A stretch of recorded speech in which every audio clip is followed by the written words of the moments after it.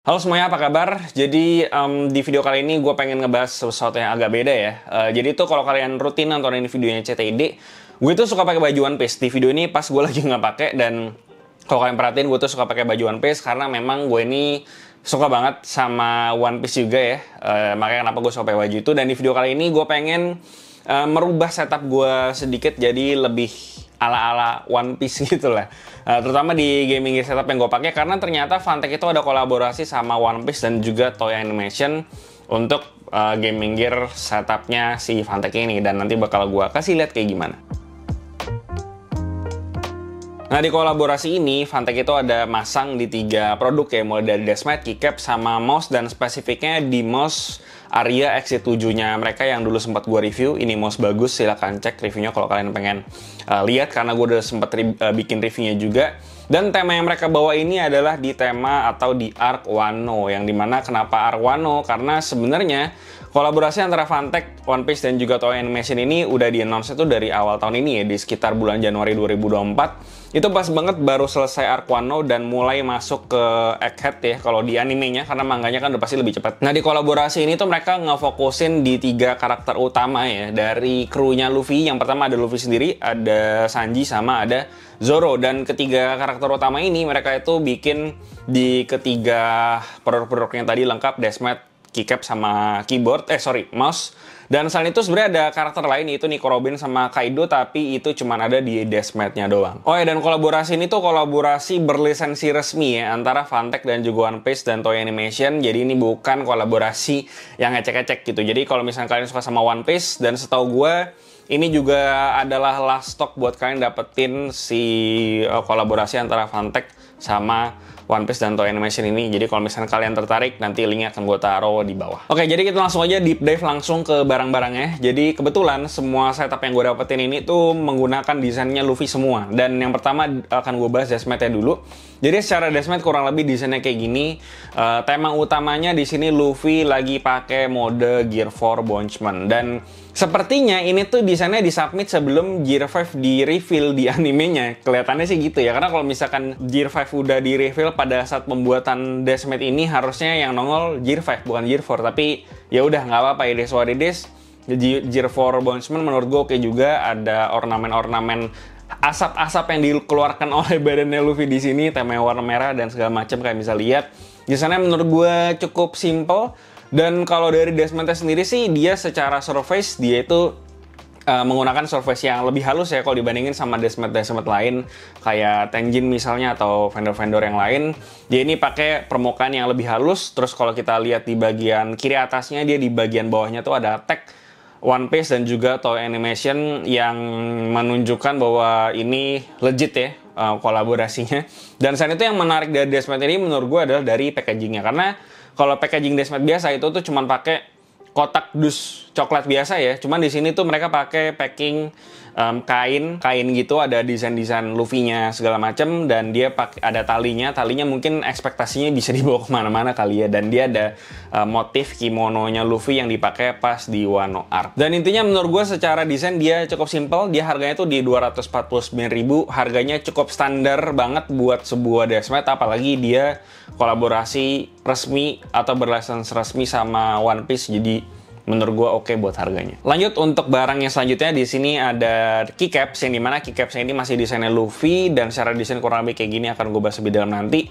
Dan dia untuk compatibility-nya sendiri dia punya total 134 key. Jadi untuk keyting atau compatibility-nya itu bisa masuk di keyboard 60%, 65%, 75%, TKL, sampai ke full size juga bisa kalian pakein keycaps ini. Jadi kalau kalian bosan sama keyboard kalian, keycapsnya gitu-gitu doang, pengen ganti ke temanya Luffy karena kalian suka sama One Piece, jadi kalian bisa pakai keycaps ini. Dan selain itu dia juga ada dikasih ekstra spacebar yang panjang 7U dan juga modifier 1,5U di bagian bawah, in case kalau kalian memang pakai custom keyboard dan pengen pakai bottom row bawah yang panjang. Tapi sayangnya dia nggak dapet backspace berukuran 1,5U di row 3 gitu ya. Jadi kalau misalnya kalian pakai custom keyboard dan pakai split backspace, sayangnya di sini tidak ada. Tapi ya udah, kurang lebih kayak gitu. Secara kitting menurut gue udah cukup lengkap untuk keyboard pre-built dan juga custom keyboard yang pakai layout sangat standar. Jadi ya overall nggak ada masalah. Nah untuk material sendiri dia itu PBT die-sub, dan untuk kualitasnya di harga 449.000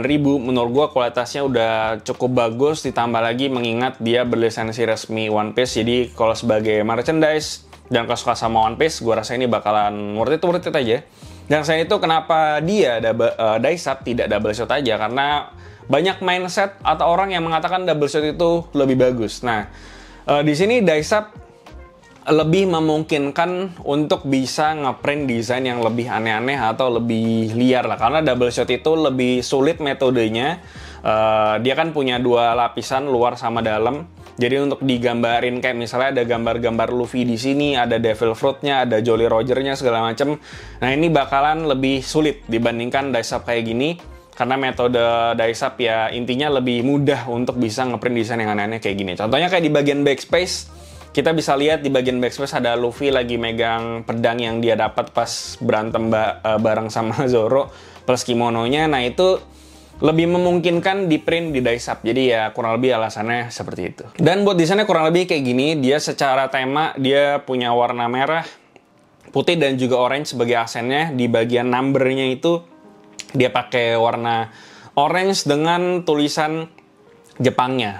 Nah di sini ada tulisan Jepang, tapi gue jujur gue nggak tahu banyak soal Jepangan, jadi gue nggak tahu ini tulisan Jepang apa. Karena kan Jepang setahu gue ada dua tulisan, I guess. Sorry, correct me if I'm wrong. Tapi ada tulisan Jepangannya. Terus juga ada banyak desain-desainnya Luffy dan hal-hal yang disukain atau menggambarkan karakternya Luffy, kayak ada daging karena Luffy suka daging. Ada Devil Fruit-nya, ada Jolly Roger-nya Mugiwara Pirates di sini, semuanya ada. Dan menurut gue desainnya oke-oke aja kalau kalian suka sama Luffy, terutama di arc yang Wano ini. Oh ya, dari tadi ini gue pasang di keyboard Breeze 75, dia layoutnya 75% dan masuk di keycaps-nya ini semuanya nggak ada masalah. Dan kalau kalian pengen dengerin typing test-nya kurang lebih kayak gini.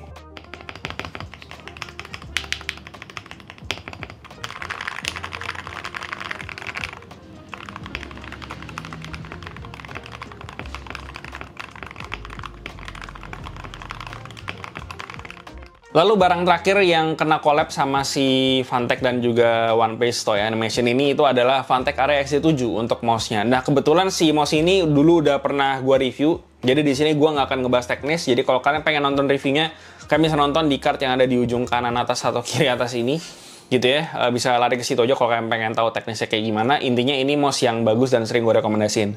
Nah selain itu untuk desainnya kurang lebih kayak gini. Dia ada Gear 4 Bunchman-nya Luffy. Di bagian bawahnya ada tulisan Luffy plus Jolly Roger-nya, dan secara tema dia lebih ngebawa tema warna merah putih. Sementara kalau yang aslinya itu kan dia lebih ke warna putih doang sama hitam doang. Tapi ini lebih ke warna merah putih, nyesuaiin sama tematik warnanya si Luffy juga kan, warna merah.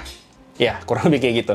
Dan selain itu yang menarik dari si mouse ini itu adalah dari segi harganya. Karena si kolaborasi antara One Piece sama Fantek ini itu tuh dia si XD7-nya tuh di harga 549.000.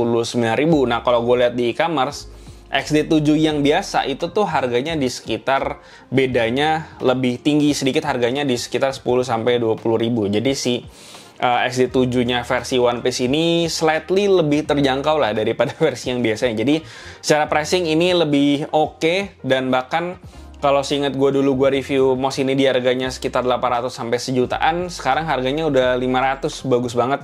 Udah dapat Pixar 3395 buat sensornya, switch-nya oke, beratnya oke juga, weight distribution-nya juga bagus. Jadi overall ini mouse worth it kalau kalian pengen cek, dan kalau kalian suka sama One Piece juga ini worth it buat dicek juga karena harganya slightly lebih terjangkau daripada yang XD7 biasa. Dan ya, final look-nya kurang lebih kayak gini. Gila, gue wibu banget kayaknya pakai peripheral One Piece semua. Tapi ya kurang lebih kayak gini. Kalau misalnya kalian suka sama One Piece dan kalian pengen punya merch-nya One Piece yang berlisensi resmi, nah ini Fantek ada menghadirkan itu di gaming gear peripheralnya mereka. Karena kan merch biasanya tuh entah baju, entah topi, entah apa gitu kan. Nah di sini merch-nya berupa gaming gear. Karena gue yakin banyak juga yang main game tapi suka One Piece dan pengen punya merch-nya ya. Nah ini Fantek ada ngasih itu.